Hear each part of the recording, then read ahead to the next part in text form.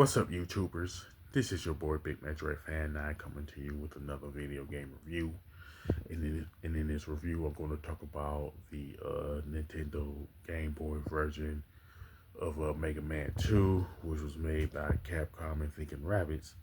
And it's the sequel to the first Mega Man game on the Nintendo Game Boy. And essentially, the plot of the game is that Mega Man is on a mission to stop Dr. Wily from taking over the world.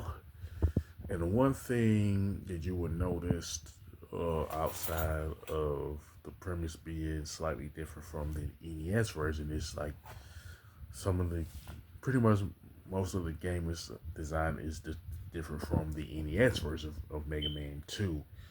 And another thing that I've noticed that you will notice too is that there's only four robots from Mega Man 2 that you will face off against, which are Metal Man, Wood Man, Air Man, and Crash Man, which is named Clash Man in this Game Boy version. And for some reason, somebody came up with the idea of adding Top Man, Needle Man, Magnet Man, and Heart Man from Mega Man 3 in this game, and for some reason exclude Heat Man, Bubble Man, Flash Man, and Quick Man. And it's like after you defeat Metal Man, Wood Man, Air Man, and Clash Man, you will go to Dr. Wily's castle, and there you will face Needle Man, Top Man, Magnet Man, and Heart Man, and stuff like that. And like I said, the level design for the stages of Metal Man, Clash Man, Wood Man, and Air Man are different, but pretty much they're recognizable still. You know what I'm saying? But I just don't get why Flash Man, Bubble Man, Quick Man, and Heat Man was excluded from this version from of Mega Man 2. And it also essentially maintains the one trope where after you defeat a particular robot boss, you gain their powers and stuff. And another thing that I noticed is that you're able to use the boss order from Mega Man 2 on from the NES on Metal Man, Wood Man, Air Man, and Class Man. So Wood Man, Air Man, and Class Man pretty much maintain the weaknesses, you know what I'm saying? So you're able to use the Metal Blaze against Wood Man.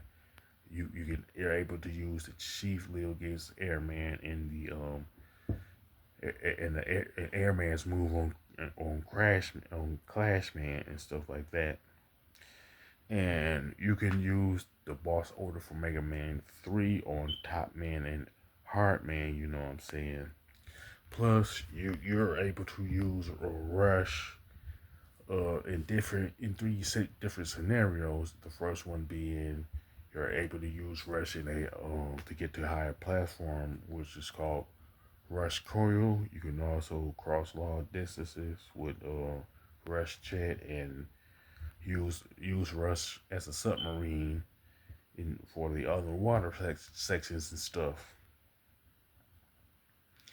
And pretty much the graphics and design for Mega Man 2 for the Game Boy is okay, but they lack the color palettes that you see in the NES version of Mega Man 2. You know, the um the gameplay and the controls are okay, but I wish they would have kept the other four robots from Mega Man 2 besides Metal Man, Air Man, Wood Man, and Clash Man and stuff. And I would say the soundtrack for the Game Boy version of Mega Man 2 is pretty bad. I would say that the NES version of Mega Man 2 is far superior. You know what I'm saying? And the thing about it is that Mega Man 2 for the Game Boy could have been good, but it just overall it just ended up being mediocre and everything. And as far as the score, gave it pretty much a 6 out of 10 and everything. Now, with that being said, you can sound off in the comment section about Mega Man 2 for the Game Boy. You know what I'm saying? Did you like it? Did you hate it? You know what I'm saying? You can even talk about the NES version of Mega Man 2 if you want and everything. With that being said, if you like this video, don't hesitate to click the thumbs up button, hit the subscribe button, and hit that bell notification button. This is your boy Big Metroid Fan 9 signing off.